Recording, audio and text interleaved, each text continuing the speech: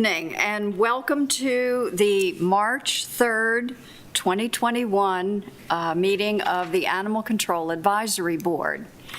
We'll begin with roll call, and I see that on our remote we have Joy Wilson, Susan Morris, and Cesar. And at the table we have Melissa, Rita, Dave, and myself. So we do have a quorum. Our first order of business is to approve the minutes.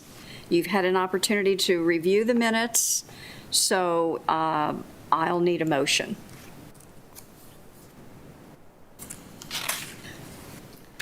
I move that we approve the minutes of the January 6, 2021 meeting as presented.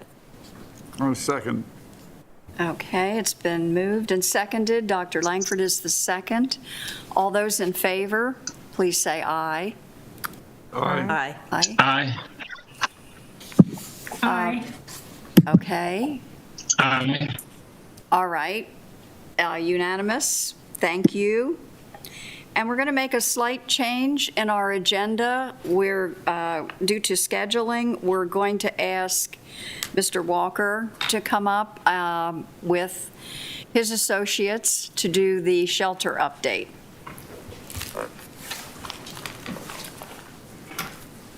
Good evening. Good evening. Good evening. Good evening. Good evening, Mr. Dietrich. Good evening, Drew.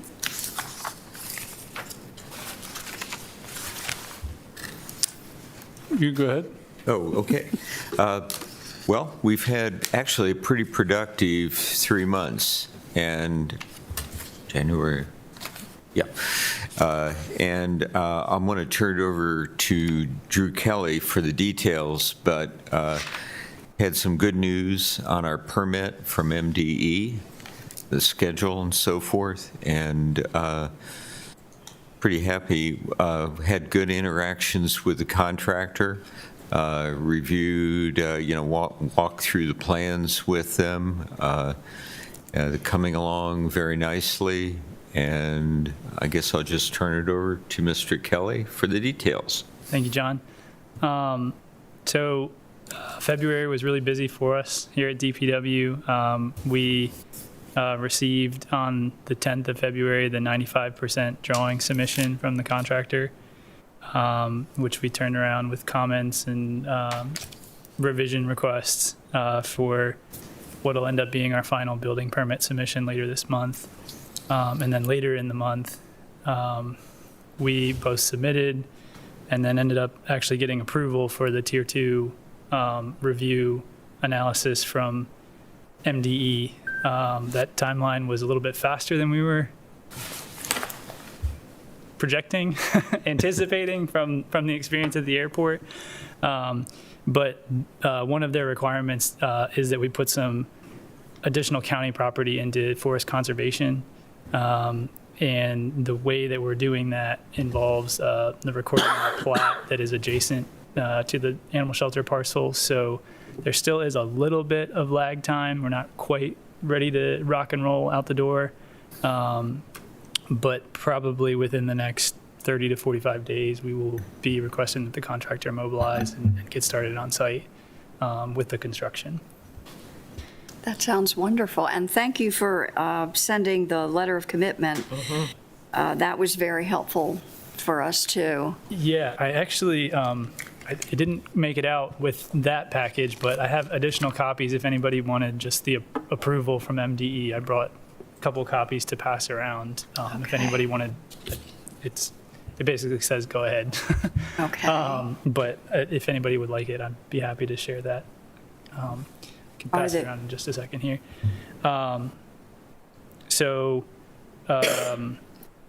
The steps moving forward are hopefully for a groundbreaking in April. Whether that's the beginning or end of April, don't really have a good grasp on at the moment, but we'll definitely let you know when we kind of set a date and get with Public Information Office to plan their virtual groundbreaking as they are currently doing. The building construction is probably going to be starting in July, after we have all the site prep work done. And that'll line up with the issuance of our building permit that we'll be submitting for later this month. And we do believe we are still on track for an early summer of 2022 opening for the facility at this time. Right, and so the project, excuse me, will include everything that we previously showed the board on the concept plan, along with the sidewalk along FDR Yes, sir. Boulevard, adding that, some lighting, I guess, comes along with that. Moving some lighting. Yeah, there's Moving some some existing lighting. that needs to And so I think we're in pretty good shape. Okay. And to get the building to turn over to Mr. Walker and his staff to operate. Okay. I have a question. The property that has to be held in conservation, will that impact the future expansion potential at all? Initially, my answer would have been yes, but we felt that that was going to encroach too much on future expansion, so we actually moved it beyond the property line, and it's actually on the landfill site, and it is overlaying some existing wetlands, so it would have been very difficult to develop Great, thank that. you. What we put in conservation. We tried to, limit that impact to the site. Thank you. Initially, we wanted to put it on there because it would have just made the process go faster, but for that exact reason, we pushed it over onto the landfill site. So you've met all the, MDE is saying you've met all requirements then because of the wetlands, coming down that because you're also then taking another area to put into conservation. Right. Yes, ma'am. Okay, and it says .78, so that's the only amount that you need to do? No, points, I'm assuming you're referencing the letter that was Yes. sent out. 0.78 acres was the only amount of land that we were able to identify in St. Mary's County that could have been reforested. Okay, When we took that to MDE, we said, hey, you're telling us we need to reforest 4.47 acres, right. and all we have is 0.78. So when we kind of made that case to them, they said, okay, how about you go with the 2-to-1 for conservation? And that's how we got to the 8.93, I think is what we had on there. I'm not- Yeah, 8.94. Sorry. So- It was a long document. Only that we sent about to one them. That was just the summary. Right, So yes. how many acres are we impacting by actually clearing, and then how many acres are going into conservation then? 4.47, so roughly 4.5 acres are being cleared. And then Right. we're going to be putting in just shy of 9 acres into Right. conservation. Okay. Is that, you say that's back behind there toward the landfill, that woodland in there? Yes, sir. If you were to look on like the GIS map, there's kind of a valley that runs behind the building, and then it sweeps up towards like, I'm sorry to be kind of using words to describe this, but towards the service road that goes back to where you dump your stuff at the landfill, where the metal piles are and stuff. And it's really that low spot in there that would be very challenging to develop ever in the future. So knowing that, we decided that that was the best place to put in conservation. Sense. It does preserve both the landfill, or not the animal shelter site, and then there's actually another parcel. It's not really related to this, but is across the street from FDR, past the low-lying wetlands that are right behind the Navy housing. Both of those were preserved during this for some future development at some point in time. Okay. Okay, Are there thank you. other questions at the table? How about online? Do we have any questions? No, ma'am. Okay. I think we all appreciate the long-term thinking because we definitely have future plans, as you know. So thank you, and thank you for all of the work that went into providing that additional material to the state. If there are no other questions, then we thank you very much. And Okay, thank you. Thank you all very much. Thank you for adjusting the agenda. could I just presume upon you to stay Absolutely. for maybe 5 more minutes, because I'll move now the standing committee item up. And even though we have some information, we understand that for subcommittees to meet, we have to follow the same rules that we follow for an open meeting. Correct. But I think we may have had some questions about how we could go about having either a subcommittee meeting, and we're thinking maybe late spring, even summer, or if it would be better to turn it into a special meeting. So I'm going to ask Dr. Langford to just ask the questions that he had about that. Well, we feel that in light of the fact that we're online to get groundbreaking, the public education subcommittee is going to be very important ramping up. And so we're thinking that it would be useful if we could have a meeting, Melissa, myself, Pat, and Joy on that subcommittee, maybe late spring, early summer. So we kind of like to get that. And so we, as Pat said, we had some questions about how to do that. I know back before COVID, or Rita and I and some of the others with the shelter, we met down at the library. So we'd like maybe your input as to. So I think that when we were doing the library, I think some things changed, some things were brought forth. So they now have to be done very similar to this. So they have to be done very similar to this. So obviously, this room might be a good way to do it. But let me do some exploration. We now have Zoom in so many locations. We have WebEx in so many locations. So maybe that's something that could be done in my building, in our room. But let me do some exploration, okay? If you guys have thoughts or whatever, reach right out to me and I'll work on that. But let me work with the county attorney's office. Again, we have to go through the same process as this with Open Meetings Act. She's got to do through all of the same work. By the way, that is one of the bills that's in Annapolis to change so that we would not have to be as stringent on that. We'll see if that passes or not, but that is one of the efforts that's going on with the Open Meetings Act. So let me work on getting a bit more on how we can do that. Again, our room, our Emergency Operations Center, it's been closed down, but let me find out where we are on county access to buildings. I do think because of this room being available, that one should be, but let me verify that. But we have, again, a very good audiovisual system that we could do it that way there. Certainly this, but this room is used a lot, so getting on the agenda sometimes is difficult, but let me work on that, so. I made a note. You making notes?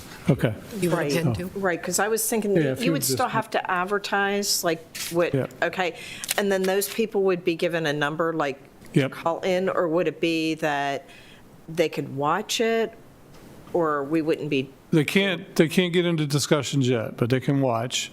One thing I always offer, and you can tell people this, that as they're watching, text you, and then you ask the question for them. It's effective. It works very well. Okay. And I think that there's nothing wrong with doing that. It certainly is not in violation, but that's an effective way to get it done. And it will work. So I think that that's a good thing to remember. Again, if you'll just make some notes and we'll follow up on how we can do that.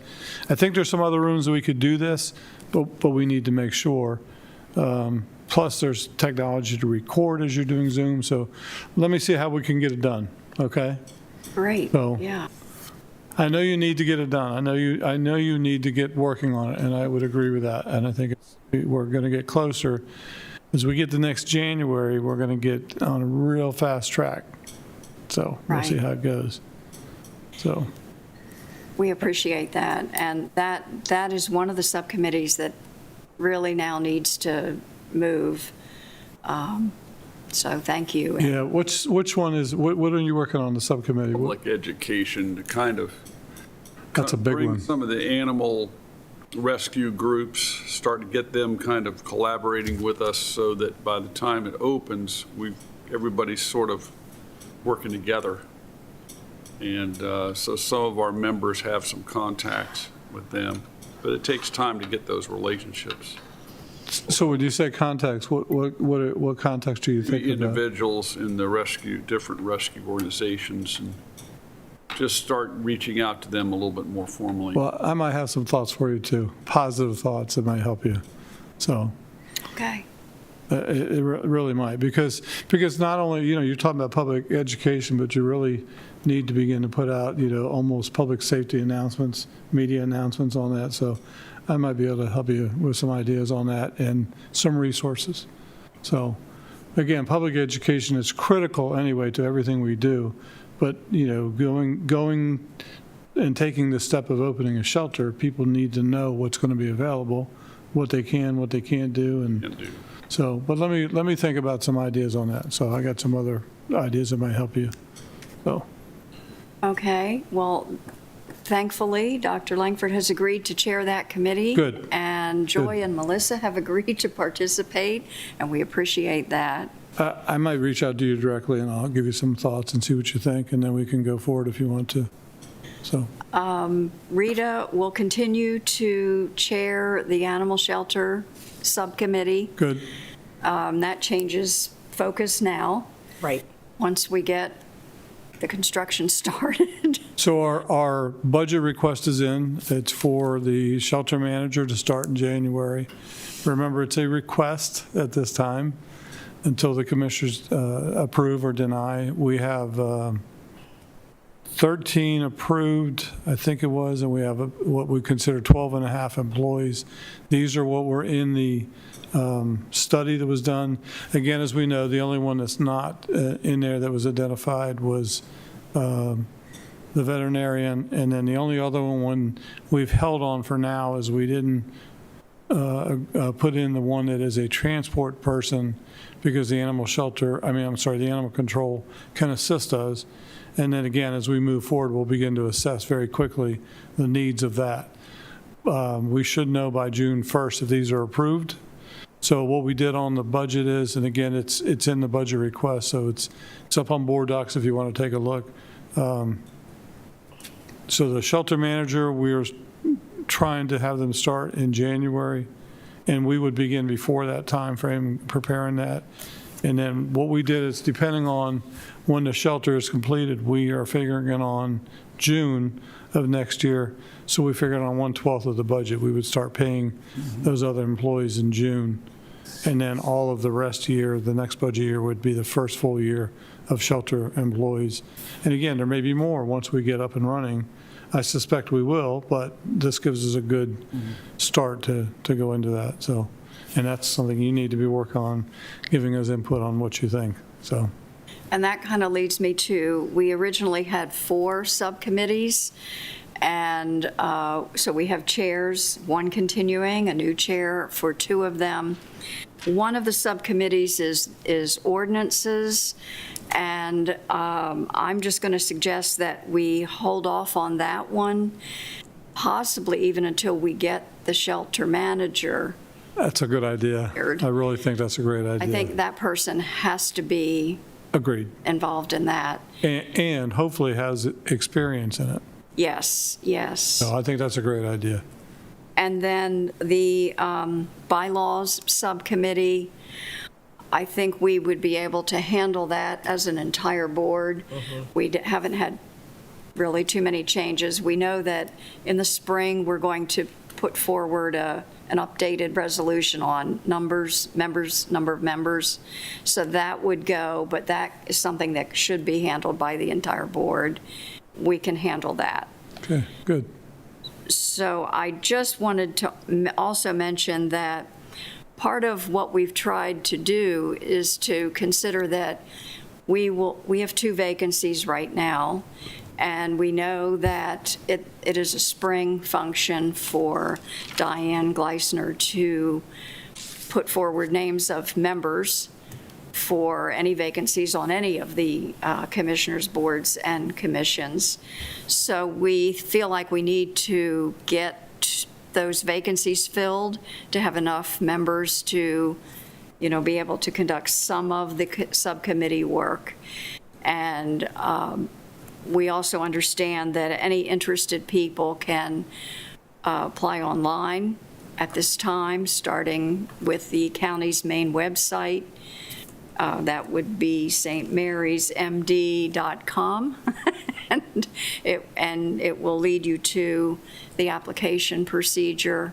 So that will keep us, I think we will be very busy with what we have right now. And that, I think, is some of the longer-term things. And anything else that comes up that we need to handle, I think we handle as a board in its entirety. Are there any other questions for Mr. Walker? When do you anticipate your search for the manager and interviews? Is that going to be about? So if July 1st it's approved, right, we will begin to start to formulate that right away.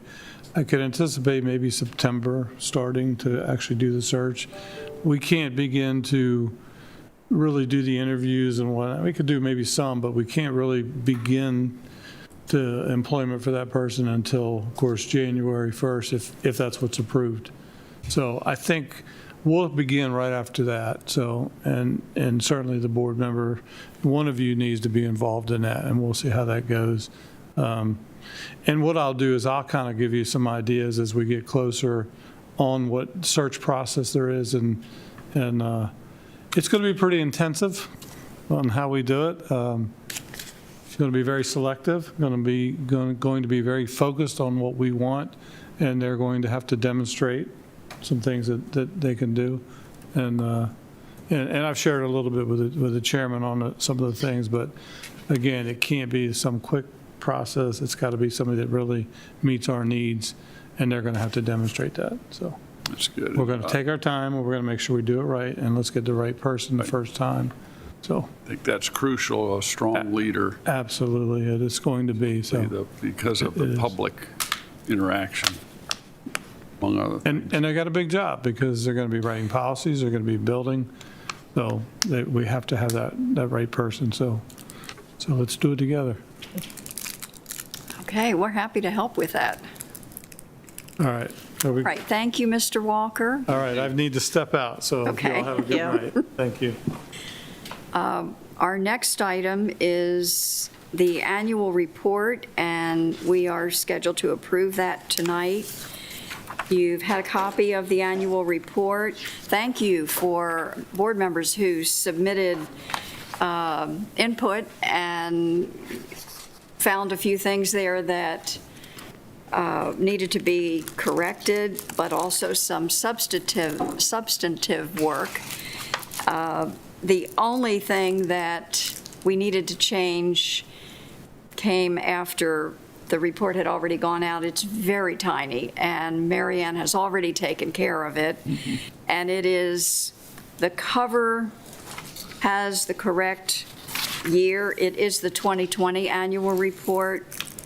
If you then turn to page 1, at the top of the page where the title is, it actually says the 2019.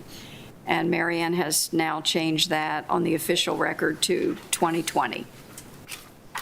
Are there any other things that needed to be corrected or changed in that report? No. Okay, then I'll ask for a motion to approve. I'll move to approve the 2020 annual report for the advisory board as presented. Thank you. Do we have a second? I second it. Okay, Dr. Langford is the second. It's been moved and approved. All those in favor to approve the 2020 annual report, please say aye. Aye. Aye. Aye. Aye. Okay, looking for Joy and Susan? Aye. Okay. Aye. Thank you very much. We have unanimous approval, so that now goes on the record. We also have an opportunity, if any of the board members at this time would like to make any comments. And I'm looking to see if we have any board members who are interested in making any comments tonight. In that case, I'll ask for a motion to adjourn. I move to adjourn the meeting. I'll second. Melissa has seconded the motion. All those in favor? Aye. Aye. Aye. Aye.